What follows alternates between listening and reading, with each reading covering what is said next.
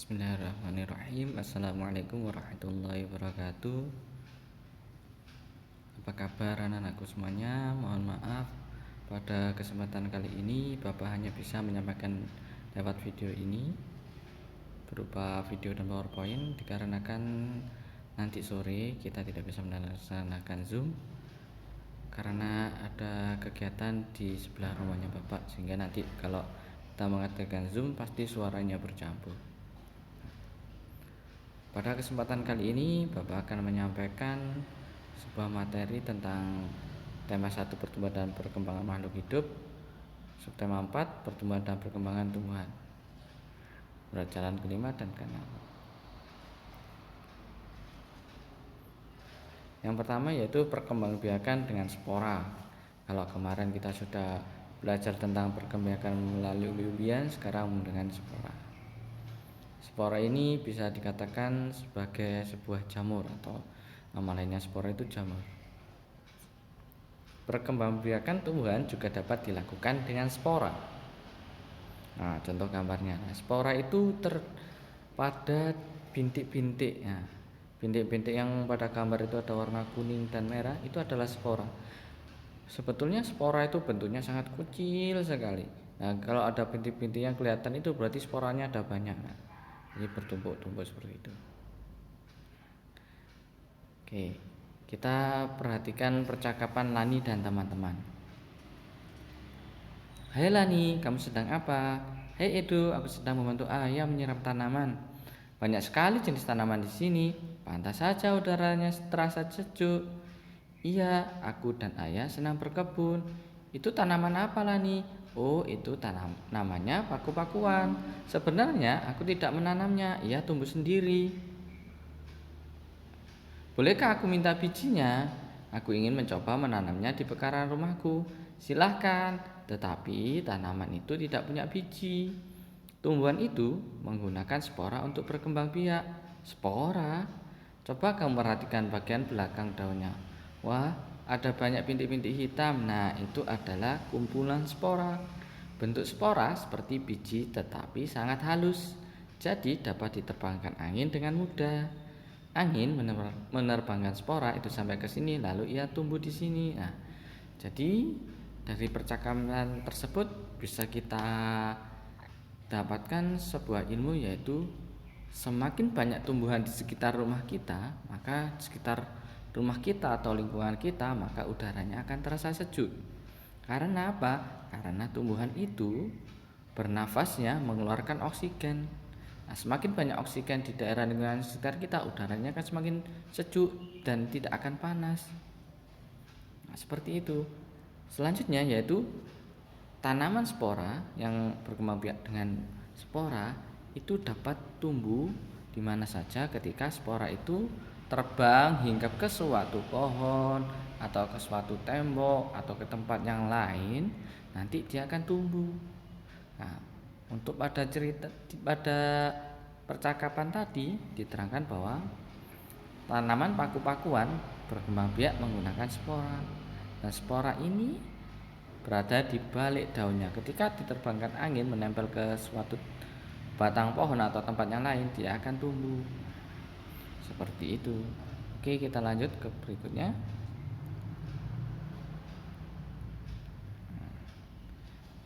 Ini masih tentang Lani. Lani penyayang tanaman.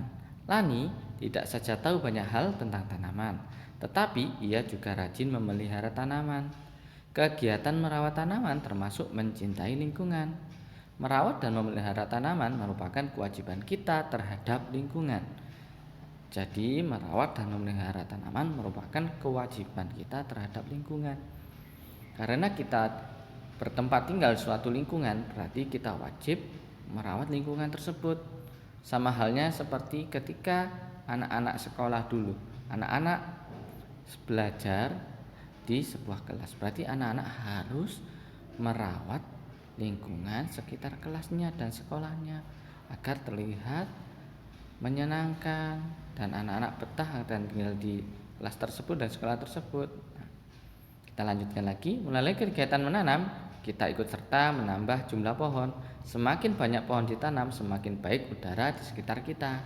Kenapa semakin baik? Yaitu seperti halnya yang Bapak terangkan tadi, tanaman atau pohon itu ketika bernafas dia menghirup karbon dioksida dan mengeluarkan oksigen.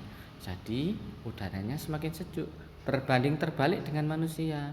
Karena manusia itu bernafas menggunakan oksigen, mengeluarkan karbon dioksida. Jadi semakin banyak pohon sekitar lingkungan kita, maka udaranya semakin sejuk. Contoh konkretnya seperti ini. Lingkungan perkotaan dengan lingkungan pedesaan pasti lebih sejuk di daerah pedesaan. Karena apa? Karena di pedesaan masih banyak pohon. Berbeda dengan area perkotaan. Nah, terlalu jarang ada pohonnya, banyak gedung-gedung yang tinggi dan juga banyak kendaraan bermotornya. Nah, ini udaranya semakin kotor dan tidak sejuk. Nah, kita lanjutkan kembali. Tambah jumlah pohon. Semakin banyak pohon ditanam, semakin baik udara di sekitar kita. Mencangkok tanaman. Perkembangbiakan dapat melalui tunas dan umbi. Beberapa jenis tanaman juga dapat dikembangbiakan dengan perkembangbiakan buatan. Perkembangbiakan buatan adalah perkembangbiakan tanaman dengan bantuan manusia. Perkembangbiakan buatan diantaranya adalah mencangkok, stek, dan menempel. Nah, mencangkok itu seperti pada gambar. Kalau stek itu ada 2 batang dijadikan satu. Kalau menempel berarti ada sebuah batang yang ditempelkan kepada batang yang lain, nanti bisa tumbuh. Nah, nanti bisa dipelajari lebih lanjut ya. Sekarang kita belajar tentang mencangkok terlebih dahulu. Mencangkok tanaman adalah cara paling murah dan mudah untuk mengembangbiakan tanaman. Keuntungan mencangkok adalah tanaman tumbuh lebih cepat dari biasanya. Mutu tanaman biasanya lebih baik daripada tanaman induknya. Nah, berarti hasil cangkokan itu lebih baik hasilnya. Tetapi kekurangan tanaman hasil cangkokan adalah lebih mudah roboh. Tanaman yang berasal dari perkembangbiakan dengan biji biasanya lebih kuat. Nah, akar tanaman hasil mencangkok lebih rapuh. Nah, jadi seperti itu. Nah, jadi akar yang dihasilkan oleh hasil cangkok itu akarnya rapuh, jadi mudah roboh. Tapi keunggulannya adalah hasil buahnya biasanya itu lebih banyak, lebih cepat berbuah. Seperti itu. Nah, cara mencangkok tanaman. Alat-alat dan bahan yang perlu disiapkan adalah pisau, sabut kelapa atau plastik, plastiknya yang sudah dilubangi, tali, dan sedikit tanah yang dicampur dengan pupuk. Nah, boleh pupuk kandang, kalau lebih bagus itu pupuk kandang daripada pupuk yang buatan pabrik yang masih bentuk organik, lebih baik pupuk kandang. Langkah-langkah untuk melakukan pencangkokan sebagai berikut. Nah, pilih cabang atau dahan pohon dengan ukuran sedang. Kupas dahan hingga bersih dari kulit dan lendir, kira-kira sepanjang 5-9 cm. Nah, seperti pada gambar. Kita kupas dulu batang dan dahannya dari kulit dan lendir.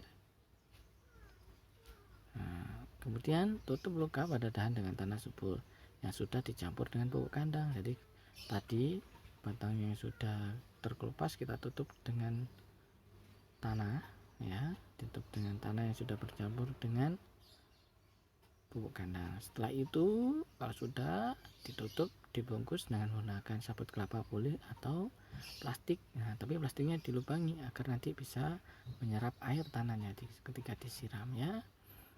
Seperti kata Lia, siram cangkokan setiap pagi dan sore. Biasanya akar akan tumbuh dalam waktu sekitar 1-2 bulan. Setelah akarnya tumbuh banyak, potong cabang dari induknya, kemudian tanam di tempat yang teduh. Nah, seperti itu cara mencangkok, ya. Nah, sekarang bekerja sama dengan orang tua. Nah, bekerja sama itu bisa dilakukan dengan siapa saja, entah itu orang tua, saudara, teman, atau guru, ataupun dengan orang lain. Nah, ini bekerja sama dengan orang tua. Nah, Siti melihat ibunya sedang menyiram tanaman. Menurutmu yang harus dilakukan Siti adalah apa yang dilakukan? Siti lagi bermain, ibunya menyiram tanaman. Yang diharuskan Siti adalah Siti membantu ibu untuk menyiram tanaman. Ini adalah bentuk kerjasama. Segala sesuatu hal jika dikerjakan dengan bersama-sama atau bekerja sama, biasanya pekerjaan jadi lebih cepat dan lebih ringan. jadi cepat selesai dan kerjanya jadi lebih mudah, seperti itu. Yang kedua, ayah itu sedang menebang pohon yang sudah tua. Menurutmu yang harus dilakukan itu adalah, nah itu membantu ayah untuk menebang pohon.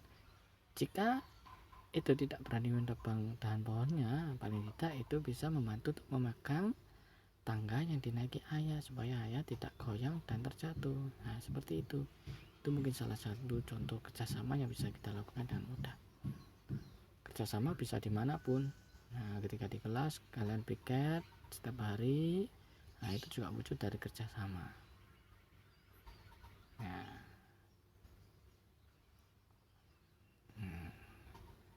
terima kasih, tetap semangat belajar meskipun dari rumah, jaga kesehatan, makanan-makanan bergizi, dan rajin berolahraga ya. Masih terus tetap semangat belajar dari rumah. Sholatnya lebih baik jangan pernah bolong. Kalau bisa untuk tetap sholat 5 waktunya dijaga, sholat duhanya juga ya. Jangan sampai nunggu disuruh orang tuanya. Ya. Belajar karena kita sudah belajar sampai subtema 6, berarti besok kita akan mengadakan penilaian harian subtema 4. Nah, untuk itu di rumah dipelajari kembali, besok nanti akan di-share tentang ulangannya. Tetap semangat belajar di rumah ya nak. Papa akhiri, wassalamualaikum warahmatullahi wabarakatuh.